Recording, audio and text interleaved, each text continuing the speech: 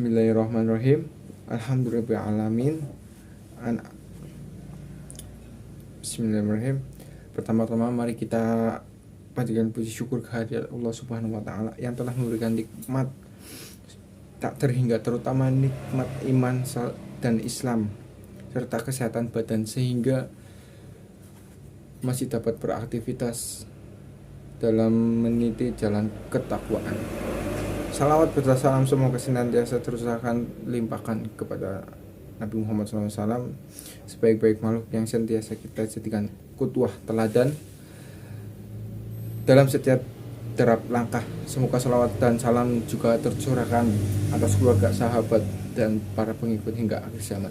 Pemirsa yang dirahmati Allah Subhanahu wa taala, saat ini kita memasuki era di mana segala sesuatu terhubung melalui teknologi informasi dan komunikasi dengan segala kecanggihan. Seakan-akan di dunia ini menjadi borderless atau tanpa batas. Kita menjadi tidak lagi sulit jika ingin berteman dengan dan berkomunikasi dengan orang-orang yang berada di belahan bumi lain. Contoh, video call, telepon, dan lain-lain. Terlebih di masa pandemi, terlebih di masa media tersebut bisa kita gunakan untuk proses belajar meski tanpa bertatap muka. Demikian besar manfaat media informasi dan komunikasi sekarang ini yang jauh menjadi dekat. Namun di sisi lain ternyata kemudahan itu mengalihkan kehidupan kita dari dunia nyata ke dunia maya. Banyak orang yang terlalu terlena dan nyaman dengan dunia maya sampai lupa bagaimana hidup di dunia nyata, sehingga dia menjadi acuh tak acuh kepada lingkungannya, membuat jarak semakin lebar dengan orang yang dekat dengannya. Di satu sisi dia bisa dekat dengan orang yang jauh, tapi sisi lain dia malah jauh dengan orang yang dekat. Semua itu bisa terjadi karena adanya media sosial.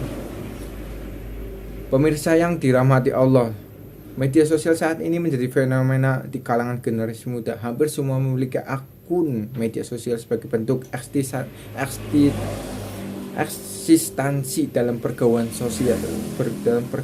sosialnya. Dengan tersebut pembuktian bahwa hampir seluruh menerima manfaat yang besar. Akan tetapi fenomena pengguna media sosial ini juga menimbulkan beberapa banyak kontroversi,